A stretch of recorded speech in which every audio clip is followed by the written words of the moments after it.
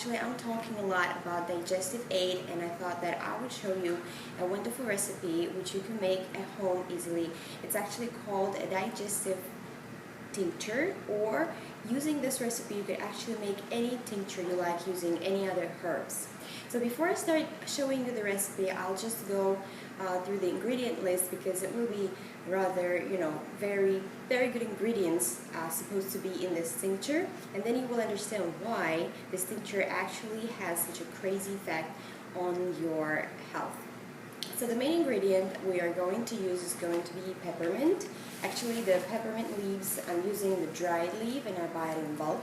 Peppermint is actually one of the most useful, flavorful, and prolific medicinal herb, and you can use it for all kind of issues with your intestinal health, with the gut flora, and the folk wisdom actually suggests peppermint that it might aid all sorts of gut problems, and it is really a wonderful digestive aid. But also it helps your digestive system to work properly, but according to that, to the scientists, it's also very good for, these times when you're feeling nauseous, for the pregnant women when they feel morning sickness. It actually helps you to treat the colds, the headaches, the stuffy nose. You could use it in different kind of things, as a tea, as the oil. If you have a headache, you could rub it on the back of your head, and you could even make a tincture again. So basically, peppermint also curbs the cravings, and it boosts your concentration, and of course it helps you to relieve the stress. And we shouldn't forget that it really smells amazingly. Another ingredient that we are going to use is ginger, the fresh ginger root. And like peppermint, ginger is actually known, it's very useful for common problems with your digestion, again, with the stomachs. If you have, cramps, if you have indigestion, if you have bloating, it helps you a lot. But also it helps your joints. If you have joint pain, it's good for sinuses and colds. It actually also helps your body to improve the absorption and assimilation of all those essential nutrients in your body. And the last one will be fennel seeds. And fennel gives you great antioxidant protection and immune support, along with the colon health and cardiovascular health. Also, it's supposed to lower the blood pressure, and it also has the benefits for your eyes, and if you have any respiratory disorders, flatulence, and indigestion again.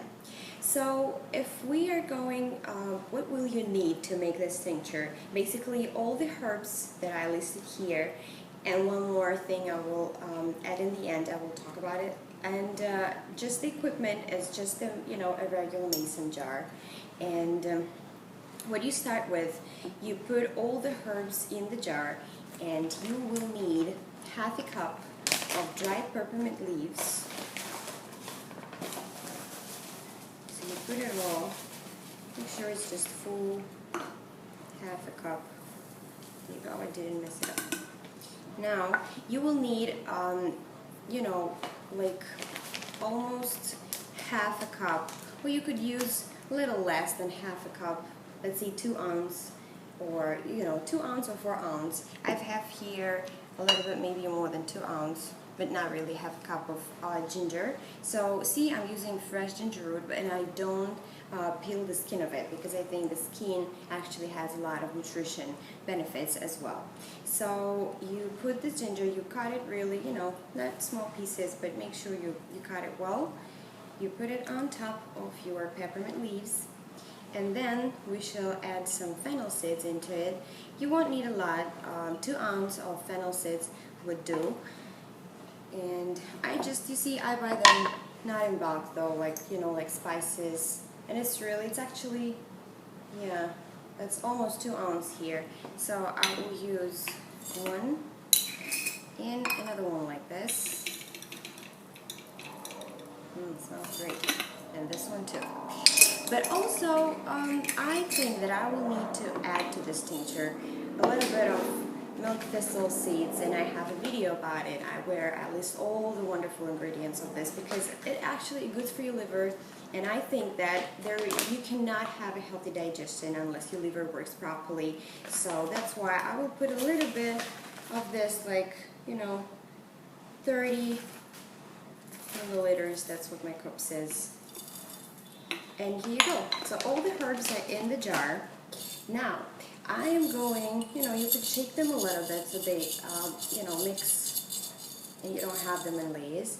You will need a cup and a half of hot boiling water. Some people don't use boiling water. They just use alcohol right away, but I think that the hot water really helps your herbs to, you know, infuse their really nutritious benefits. Basically, you need to have the water so it covers all your herbs. See, I don't have it. Maybe I could add a little bit more. See, you don't need to wait until it, you know, sits or something. You just add your water. You could shake it a little bit as well. And now we will need the alcohol. So the alcohol is, I'm using vodka, but you could also use some rum, and it will work as well. And it's going to be 1.5 cup of your alcohol goes on top of this thing. You know, if you didn't fill it up until the end, it's not a problem. So basically you're all done. Now you just need to make sure your cup has a lid.